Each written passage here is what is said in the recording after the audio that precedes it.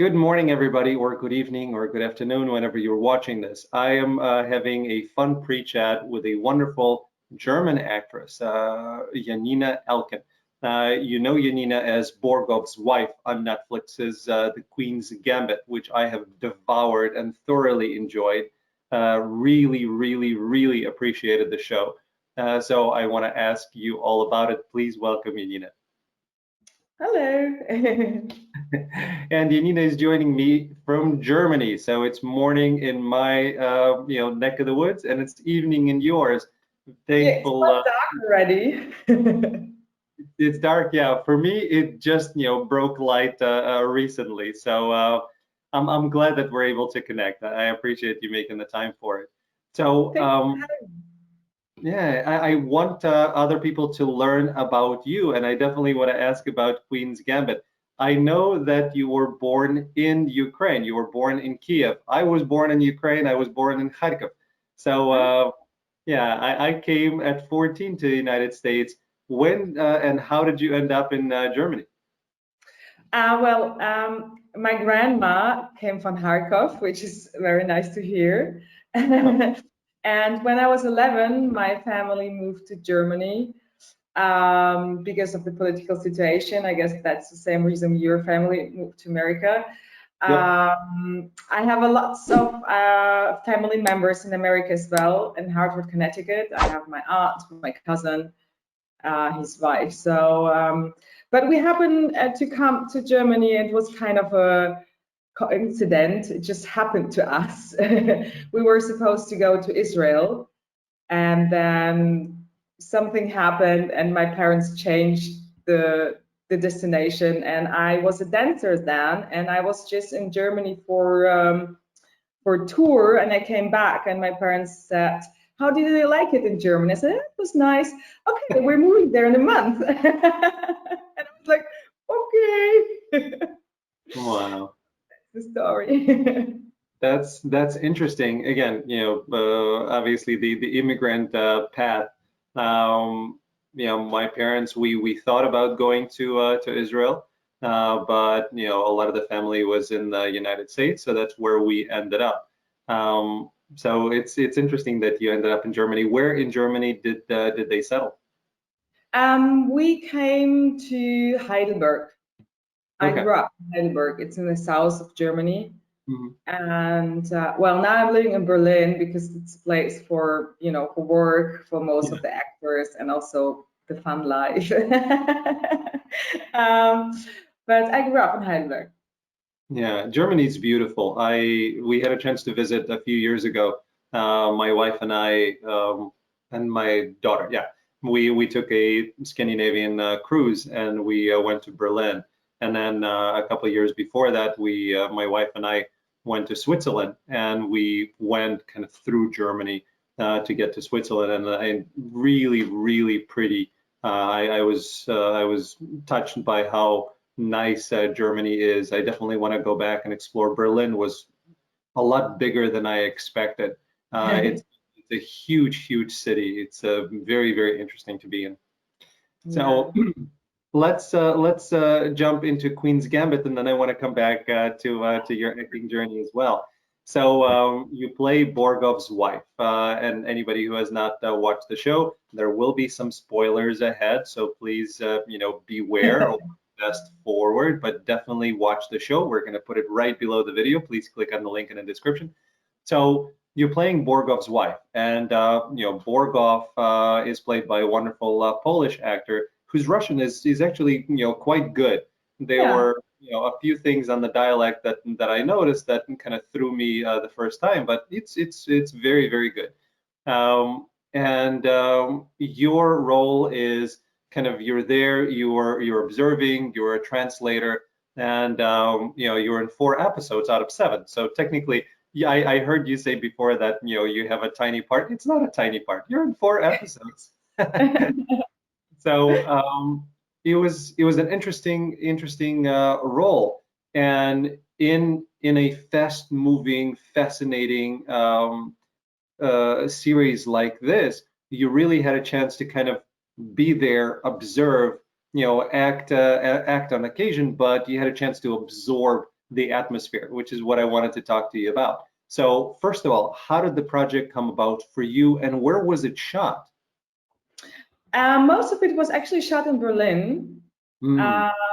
That's why they were looking for an actress who can speak German and Russian and English. German was not required, actually, just English and Russian. And the casting director, she just wrote like a mail, I guess, to all agents in Berlin or Germany, I don't know that. And I had to do an e-casting as usual, like submit tomorrow, you know, like you have 12 hours, go. Yep. And I just submitted in self-tape. I did it at home. The only thing that since it's about acting, your show, Yep. I can recommend. What I did is I spent 60 euros on a hairdresser, and I made really nice like hair in 50s style, which I think really helped because she's how do you say, she's a upper lady, like she's an upper class lady, and they don't have curls and like I have, and I want to look her very accurate. So I spent 60 euros, and I can recommend it to everyone if you're doing auditions for a special period of time.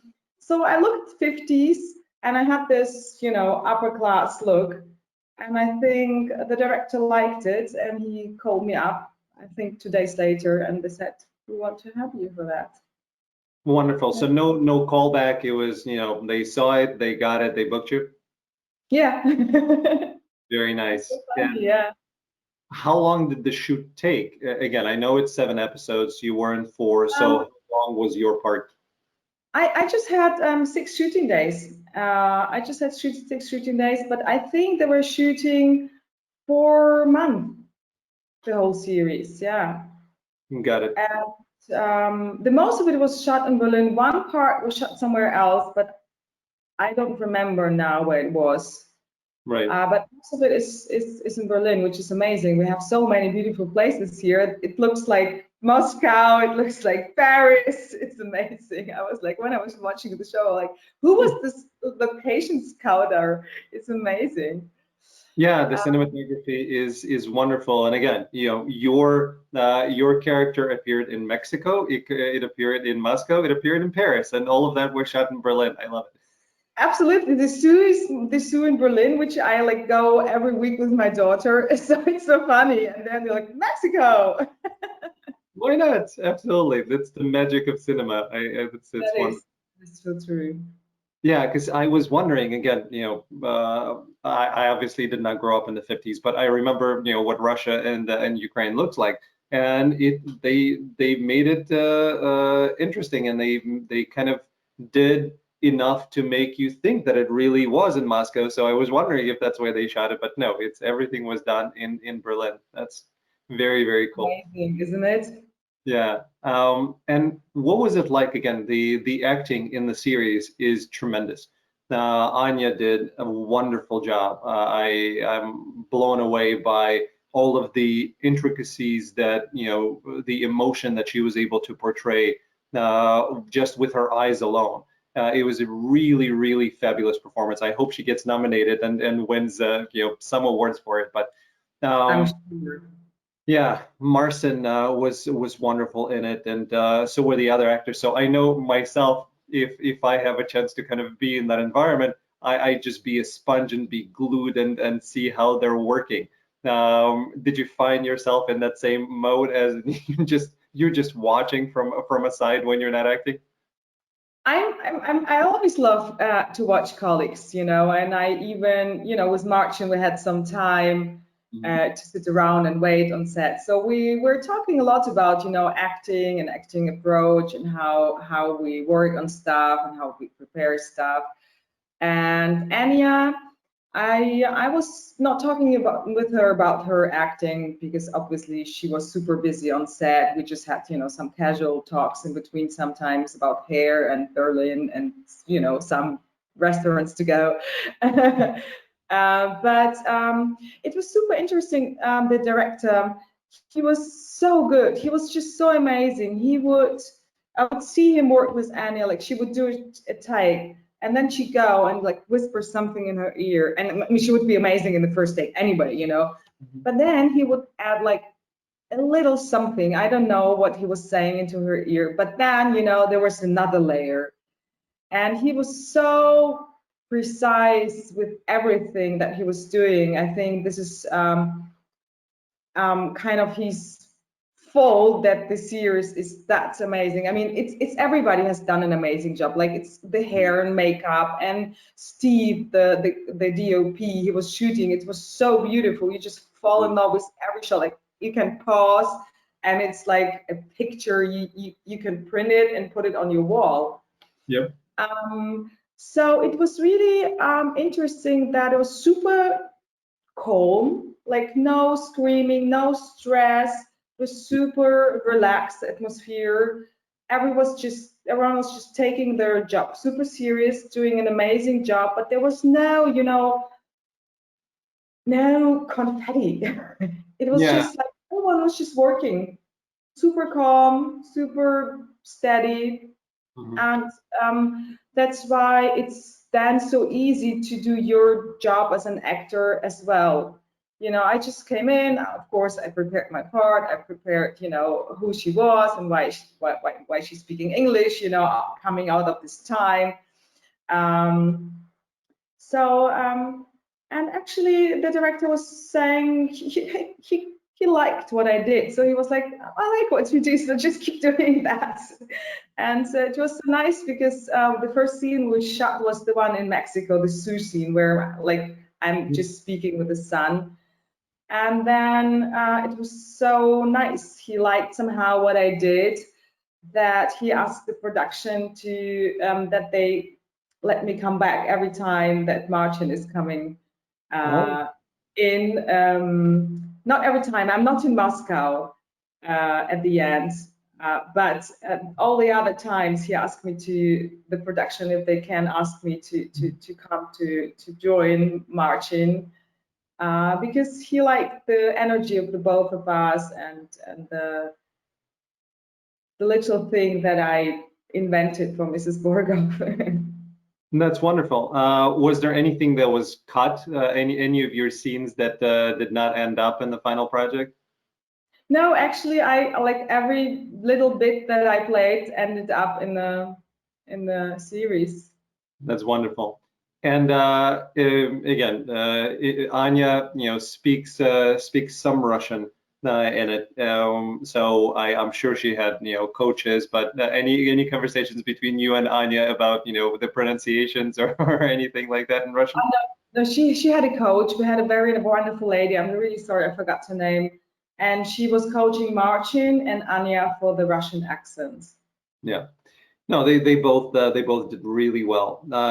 Does Marcin speak Russian? I know he's, you know, from Poland, so I'm sure he was not exposed. really, like a little bit. He was he knows dirty jokes in Russian. In between, you know, we would you know, just to keep it up, we would tell each other dirty jokes in Russian. That's very funny. So you mentioned that you had a chance to talk to, you know, to Marcin about the acting approach, which is, again, the show is the love of acting. That's what we care about.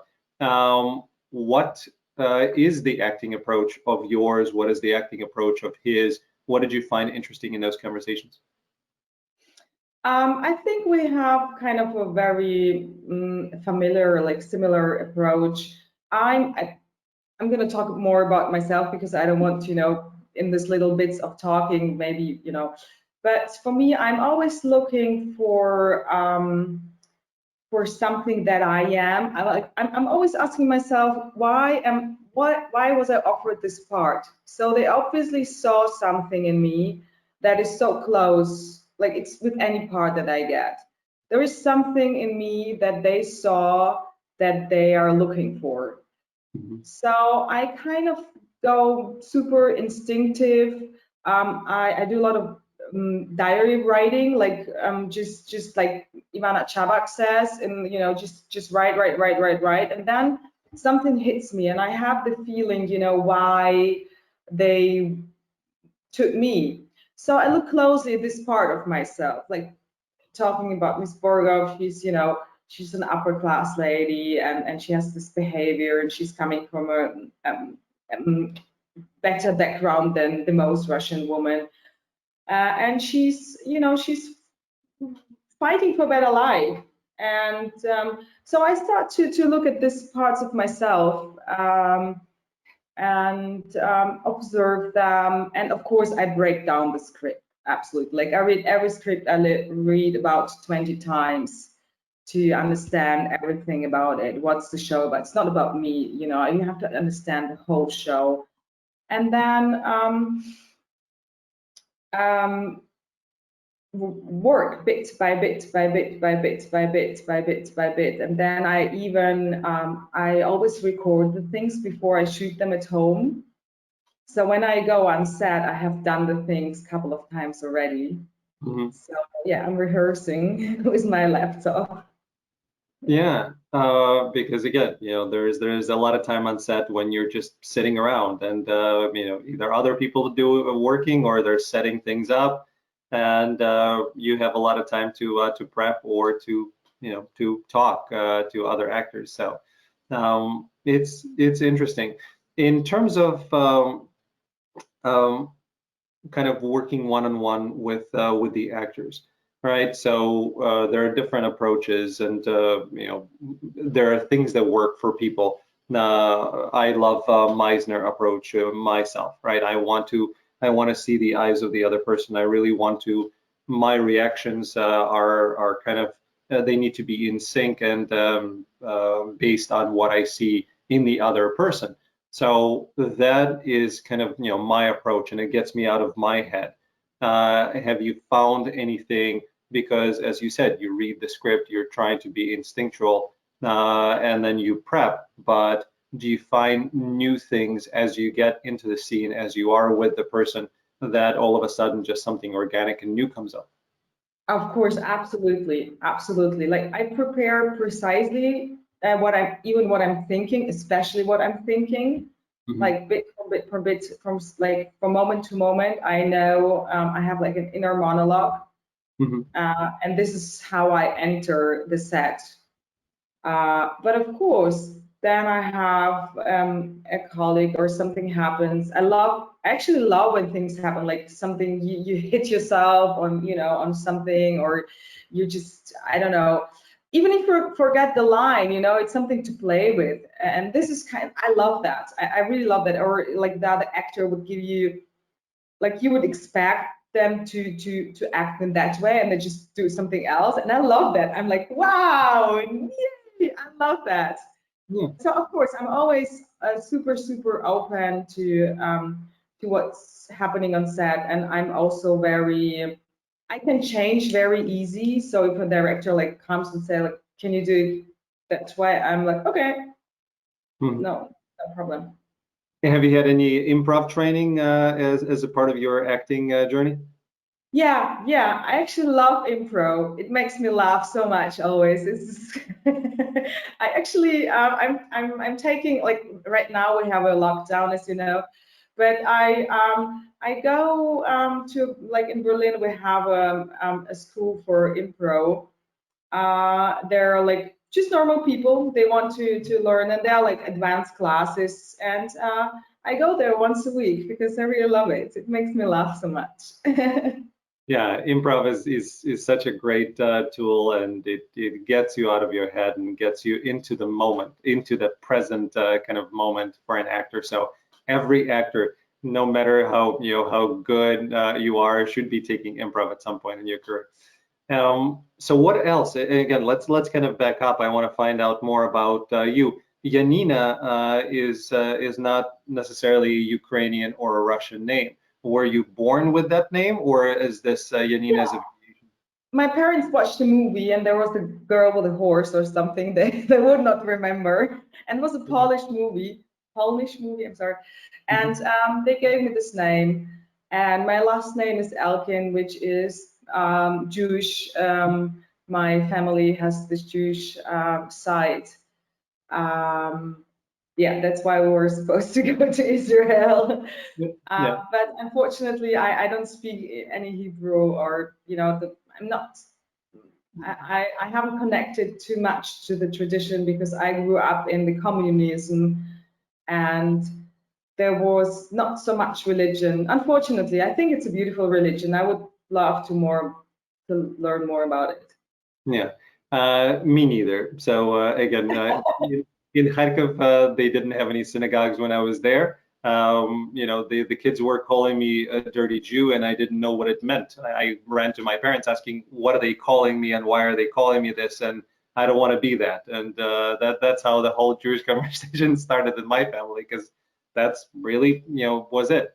And I don't speak Hebrew. I know just probably like some Yiddish words because we hear them around, but that's the extent of it.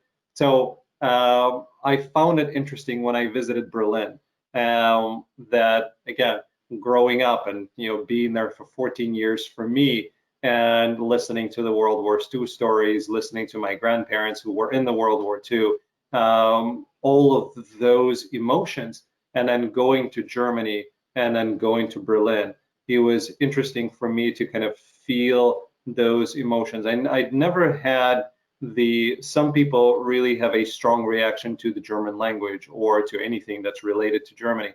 I'd never had that. But even being there, it felt it felt interesting, and it felt different. And I kind of had to go through some emotions that I didn't know that I had about it.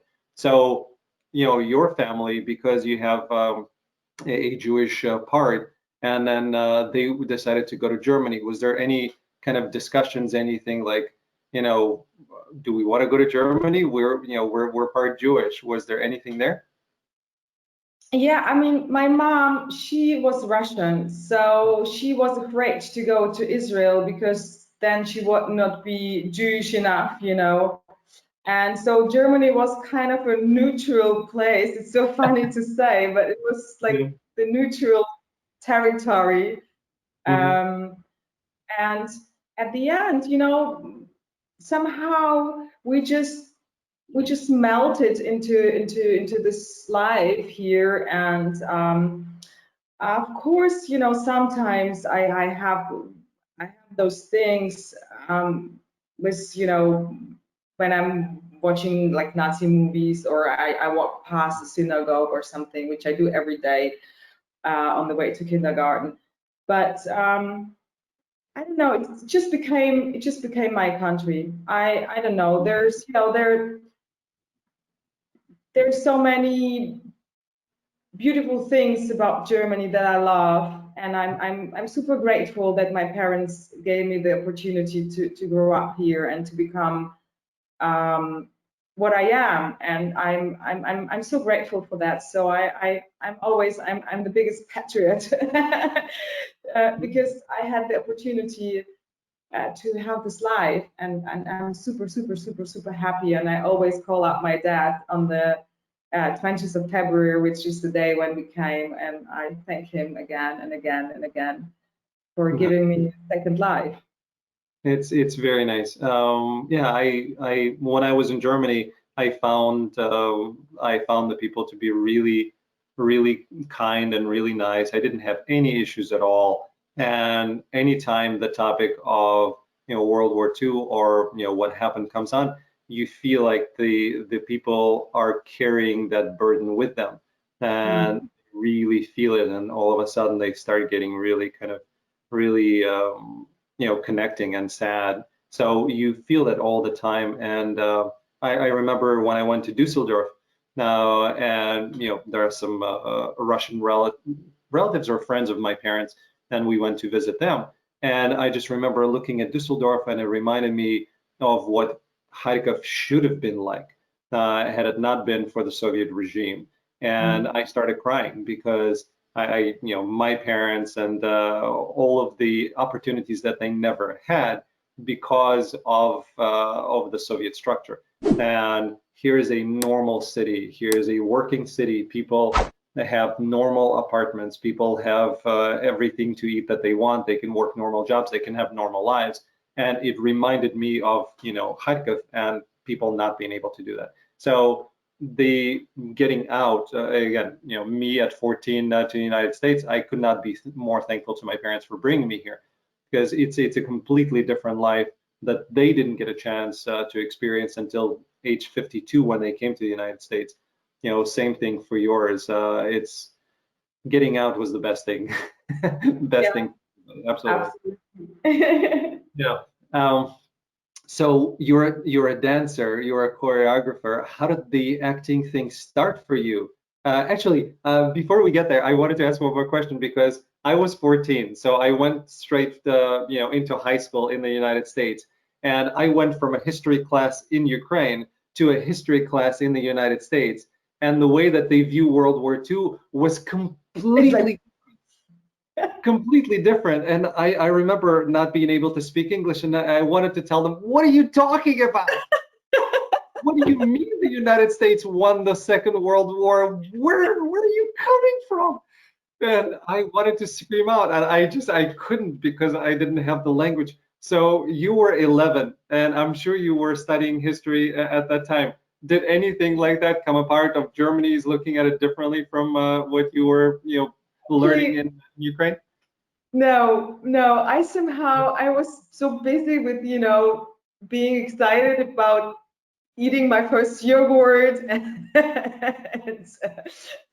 and having, bananas and all these things. I was like, who cares about history?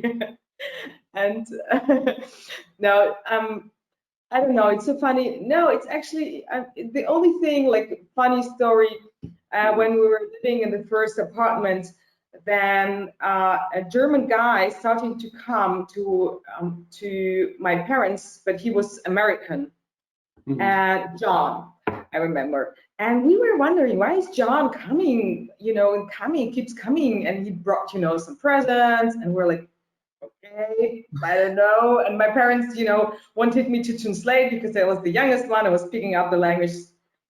And at the end, we found out that John was thinking that my father, because my father is an engineer, would know some crazy things about the Russian engineering, about, bombs or weapons or whatever. And he was like spying and wanted to find out all the things, but we obviously didn't know anything about those things. So that's a little history story about,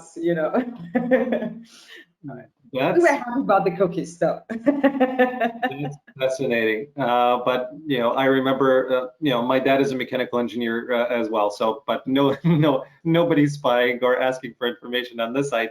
But I do remember we went through Austria first. So our immigration process was Austria, Italy, United States. So we went to Austria, and we went to a local grocery store, and everything is available. Right, so it's a 2-hour difference between our flight from Kiev into Austria, into Vienna, and you go from one world into a completely different world. And standing in line for some sausages to anything is available. Come and take whatever you like.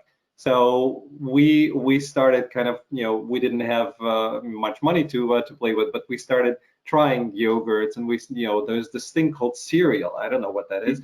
So yeah, it was a great experience. Anyway, going back to how you started in acting, you were already a dancer. So how did that? I started to dance when I was 5 years old, which is super common in Russia. That you put your child into a thing, and then it's super professional. Like you go there like 5 days a week, and on the weekends you have performances. So I was basically studying dancing my whole life. I can't remember doing anything else. And then we came to Germany, and I applied for like a ballet, one of the most famous ballet academies in Germany. and they took me for like a pre-class, like before you start to study, because I was quite young then. And I started to study ballet, or continued to study and going to school. So that's why I also was not so, history. I was dancing all the time. I was like, history, yogurt, bananas, dancing. So I was, and so I was going, school, and then directly going to Mannheim, where this academy was, and then going back, doing homework, and going to sleep and repeat, and at one point, I felt that I got bored. I got bored with dancing. It was all the same all the time, and I felt like I cannot like really express myself. So when it came to like come from the preschool to the real school, and drop out of my school and like really, really study and do nothing else, I asked my parents not to do that. I didn't want to do that. So I finished school, and then I started to study musical theater, because I was a dancer, and I was quite talented in acting already, but I was a terrible singer, like really like terrible. So I felt like, that's not really my. And then I was I saw on the internet there was they were offering a stipendium. Do you say like scholarship for young artists? And the guy who was giving out the scholarship was Björn from ABBA, from ABBA, the band. And you could apply for everything you want. And I shot already my first short there then, and I applied, and I said I want to go and study acting, and this is my first work. And I got the scholarship, and I started to study acting, taking workshops, going all over the world, learning, observing. I did Meisner, I did Stanislavski, I did everything. I was just so curious. I was like a little puppy running around, and so, and then I kind of studied all kind of techniques, and actually it never stopped. I'm still taking a lot of workshops, acting lessons. I love that. I really love that. I keep reading books about acting. What am I reading now? Oh, I'm reading again the Please Don't Act book right now. So very interesting. And so knowing the background of the parents as well. So your parents let you study acting, which was surprising. They didn't want you to be a doctor or do something else. They said okay to acting. My parents knew me, and since I was this kind of girl that I am, I have so much energy, and I'm so, I was dancing my whole life. They were wise enough to decide that I would be better off in something, creative, because, and also I grew up, my parents, they did not talk too much into my life, like never. When I decided I don't want to dance, do not want to finish the dancing thing, they said, okay. It was a very good thing. My parents just let me decide, and my sister, we could, we were raised as equals with my parents, and I explained, and I said, I have so much energy, I cannot sit all the time.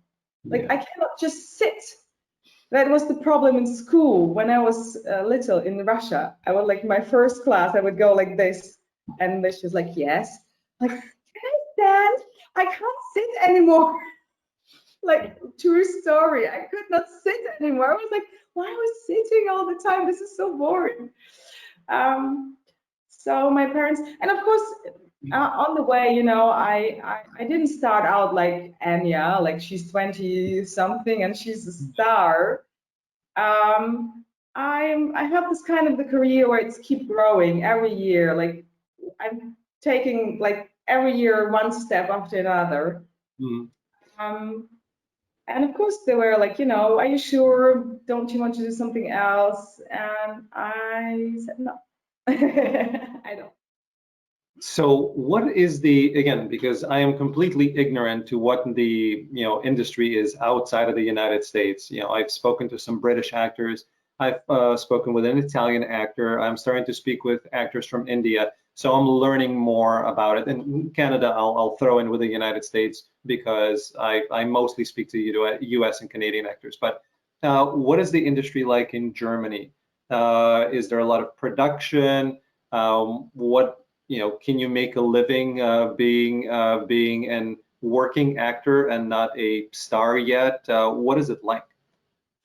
I mean, there is, I don't know the percentage, like I think just 2 or 3% I heard once can make a living out of it by being not a star, which like my case, but I'm a working actress. So I've been living from that since I started out. I never had to do, be a waitress or something. Tougher years and better years, and there's becoming better and better every year. But I always said, as long as I can keep living, can keep living from that, I'll do that. And so the industry also is growing a lot right now because we have, of course, all the streaming things like Netflix, Amazon. Then we have also like German Join and other.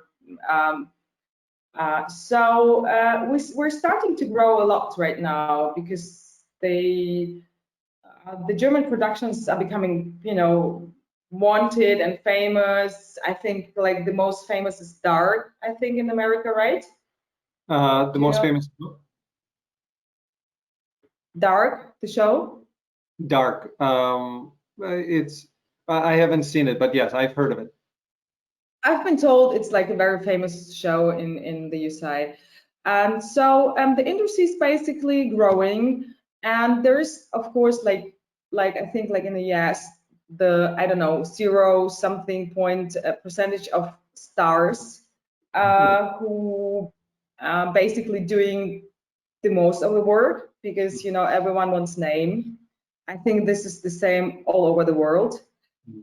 And then there are like working actors as I am. They appear here and there, and then they appear again here and there. And since we're, I guess, doing kind of a good work, people keep asking us to do the parts. And then there is, of course, a lot of percentage of people who cannot make a living out of it, who struggle a lot,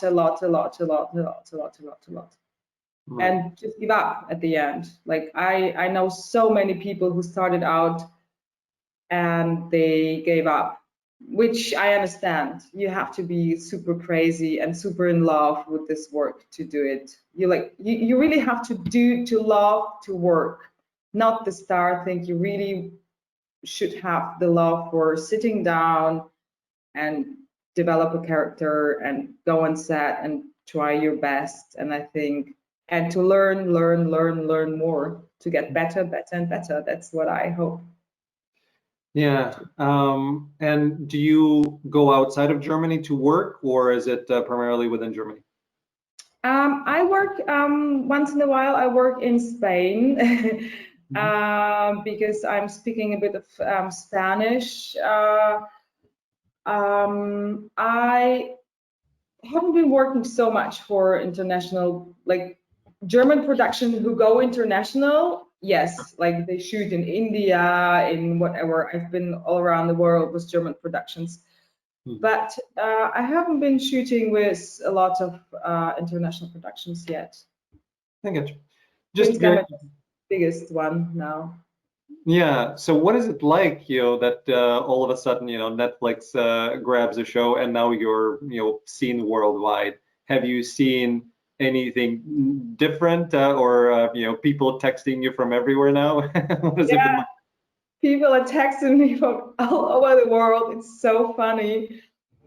like, did I just see you on the show? Like, or just, I just saw the show, it's so amazing. Like literally all over the world. And also what is starting to change, like, of course, I'm connected on social media with some directors and producers, and you know, they usually, I don't know, don't get in touch with you personally, like on Facebook or something. But I started to get also like messages from directors and producers. Oh, I just saw you and it was amazing. And this is something that changed. And I was auditioning for a major part in another international show, which did not work out at the end. But it was not my acting. It was something, they wanted something else. I was a bit too young. They wanted somebody more in their 50s. So, but I got the chance to audition for that, you know. Needed to pay more for that hairstyle. They older hair. Yeah. But it's good that it's growing and something, you know, positive is coming out of there. Unfortunately, it's a limited run series, so 7 episodes, you're done. I don't think they're doing any more of the Queen's Gambit, but who knows? You know, this may lead into a spin-off. Maybe they'll do the Borgov's story. That would be interesting. I would love to. Also, the director, Frank Scott, he we were chatting when I did some dubbing, and he said that he really loved my work, and if he comes to Europe to shoot again, he would be happy to work with me again. So I'm counting on that. Yeah, that nice. And you know, I'm sure he knows that you can come out to the United States and work there as well. So I think it's not so much going on right now there, right? yeah, it's the industry opened up a little bit, and some things started to happen, and now it's kind of going back in. So a lot of the U.S. Productions went and they were shooting in Canada, because Canada is doing a lot better with COVID, and there were more things happening there. But now, you know, it's a little bit more kind of I don't know if they're on a lockdown, but they're definitely slowing down. So things are crazy all over. In Chicago, where I am, you know, the local Chicago shows started shooting, and some new episodes kind of got shot, and now I don't know if they're going to start, you know, locking things down again, because the city of Chicago, starting yesterday, is in a stay-at-home order. So, you know, it's unlikely that the productions are going to continue going on. So we'll find out. Yeah, it's a strange year, but we just have to you know, to stay positive. I mean, I've been shooting quite a lot this year actually, but even if I'm not shooting, I'm always working on something for myself to have fun. So what's, if you had a chance to give, you know, advice to our international audience when it comes to acting, what would that advice be? Take it super serious and then have a lot of fun. I think this is important. Like, take your preparation super serious. Don't let anything slip out of your mind. Like, have all the looks at the character. Like, find so many layers as you can. And then when it comes to shooting, enjoy it. It's so beautiful. It is so beautiful. Our work is so amazing. I really enjoy, like, you know, it's long days. It's always like super, super long days. I wish for Mrs. Borgov, I was sitting 3.5 hours for the hair in the makeup, you know. So you start like at 4 o'clock and you end up whenever at night or in the evening. I think being grateful for what we're doing is the key to success, because so many actors are complaining or bitching about, you know, well, the business is difficult, that is true, but nobody forced us to do that. I think we chose, and I think to renew the vows every year with your acting partnership is important. I like it. Yeah, which I kind of have like a thing, like a partner thing with my acting. And sometimes, you know, if some things not working out, of course you get upset. But then I always say, I really love you. You're amazing. You're my heart, and I'm allowed to spend my life doing it, and I can't stop being happy about that. That's a really, really beautiful approach. I like that a lot. Thank you, Janina. And thank you so much for joining me. I really, really appreciate it. Dankeschön. Again. It was great to talk to you. Best of luck. I hope Frank comes out and does something again in Germany, and I hope to see you in other productions that are in English. Thank you so much. It was a pleasure. My pleasure. And thanks to everybody for tuning in into another episode of The Love of Acting. Please go check out, if you haven't watched it yet, please go check out The Queen's Gambit. The link is right below. And please go and follow Janina on her social media as well. Thank you, everybody.